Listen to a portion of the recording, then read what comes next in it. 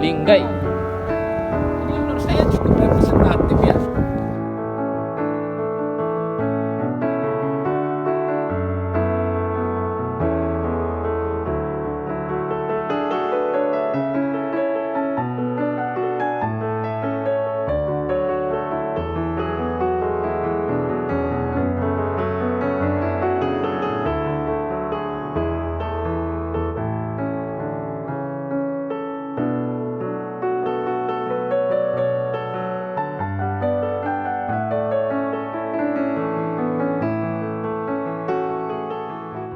Setelah dia pulang, baru dia khutbah apa orang mendengar.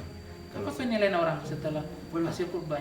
Kalau seperti ini Malik berkhutbah, meninggal pun ayahnya kita tidak usah takut lagi karena ibu itu sudah hampir sama dengan ayahnya. Itu orang kampung. Sampai gitu orang kampung ngomong ya. Masih marah kepada ayahmu tidak. Sudah sayang kepada sudah. Bisa kamu hibur ayahmu, insya Allah bisa. Sekarang tolong sempurnakan jiwa ayahmu. Tolong jangan kamu abaikan rahasia hatinya. Nah, waktu itu kalau itu kehendak ayah, sebenarnya tidak ada pelajaran bagi saya untuk pandang. Walaupun saya ada juga punya cita-cita. Ada orang karena Malik sudah pulang, orang-orang saudara ayahnya sudah berkumpul. Ayahnya tanya, mana kamu sekarang? Ditanya oleh ayahnya. Iya, mana? Saya Yang 6 bulan tadi. Iya, saya pergi ke Makkah. Kaget. Iya, hah? Ke Makkah ya? Kalau kamu pergi ke Makkah, kamu sudah naik haji lah. Mana jubahmu? Karena waktu kan jubah. Juga tanda bulan akhirnya haji. Iya, dia tundukkan kepala. Maaf ya, jubah tidak ada. Tidak ada uang.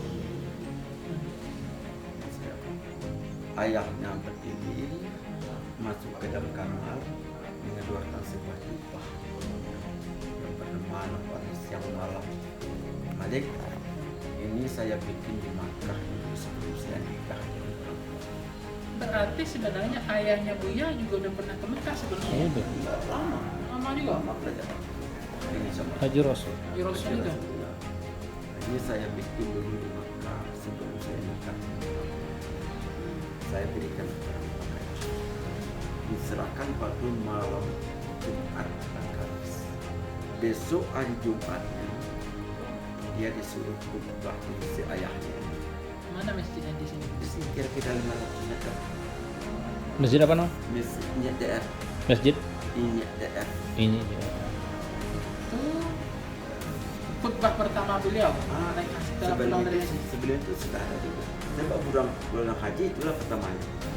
Belajar. Padahal sebelum dia pulang dari Makkah, waktu dia khutbah hanya banyak menghafal pidato-pidato. Orang bilang baru dia bisa berpidato untuk berkhutbah bisa. Tapi kemudian setelah dia pulang, baru dia khutbah apa orang mendengar. Apa penilaian orang setelah hasil khutbah? Kalau seperti ini Malik berkhutbah, meninggal pun ayahnya kita tidak usah takut lagi karena ibu itu sudah hampir sama dengan ayahnya. Itu orang kampung. Sampai gitu orang kampung ngomong ya. Orang kampung. Jadi sudah ada regenerasinya, ilmunya udah setara. Iya. Akhirnya setelah itu tinggal beberapa hari, beberapa bulan di rumah.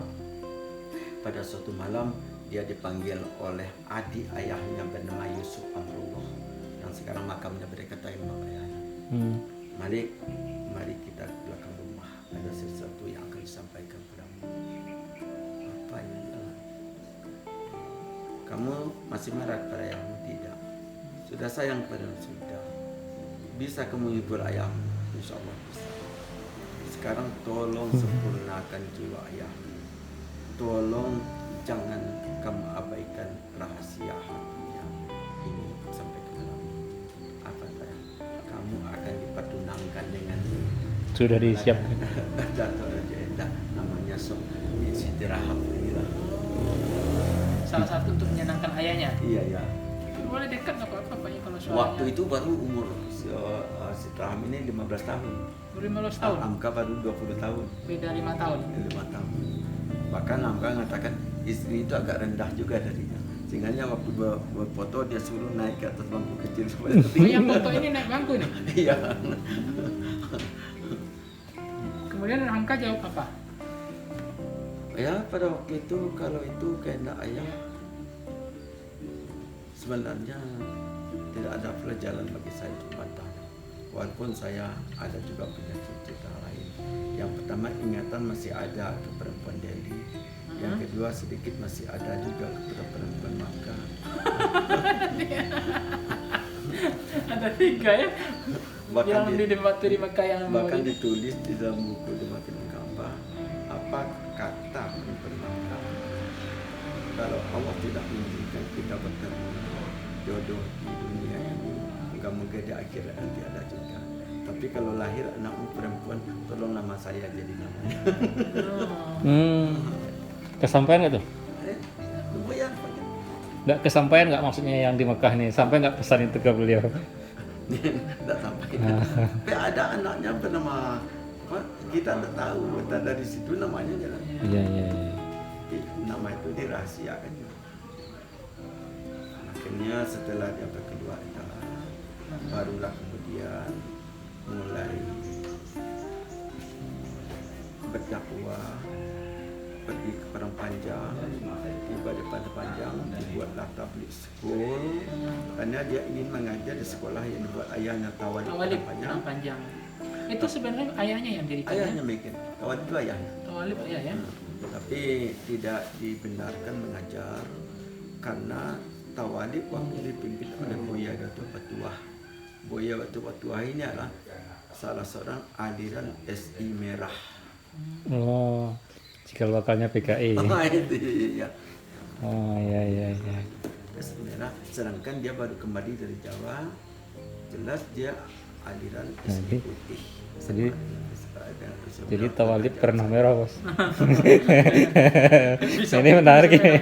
Jadi tidak terima dikasih alasan. Kalau kamu ingin mengajar, apa ijazahmu? Ditanya ijazah. Oh, Ijazah perlu, syahadah perlu. Ya memang tidak ada. Nggak ada. Jangan ke ijazah fakultas. Untuk SD pun tidak ada ijazah. itu cara lain untuk menolak lah ya. Menolaknya. Karena dia ditolak, dia sendiri yang mendirikan sekolah dinamakan Tabligh School.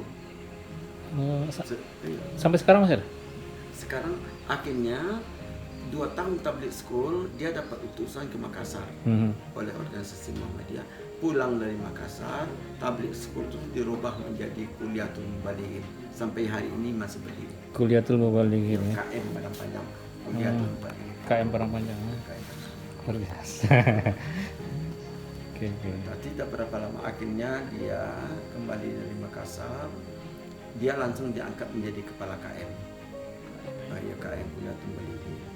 Tapi kehidupan agak terancam juga di zaman penjajahan.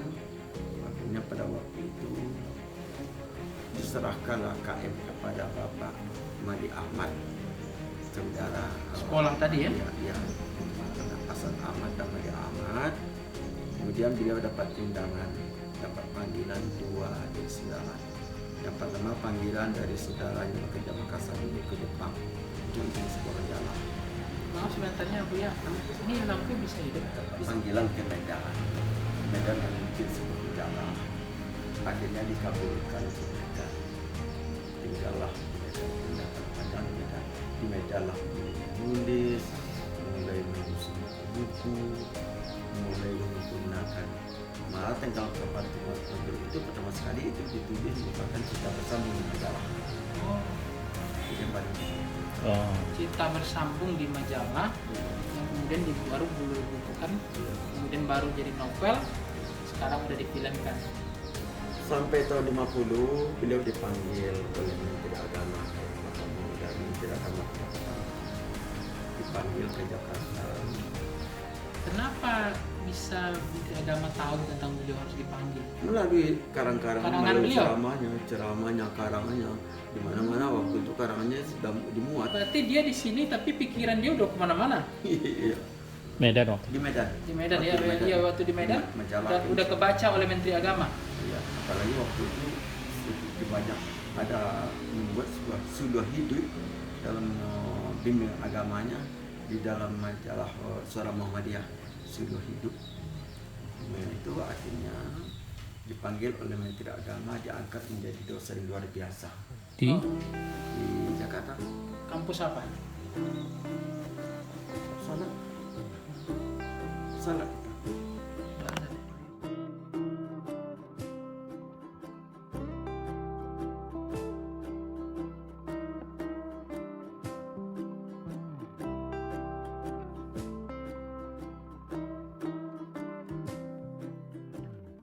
Kita sekarang sudah ada di Kelok Ampe, Pulau Ampe.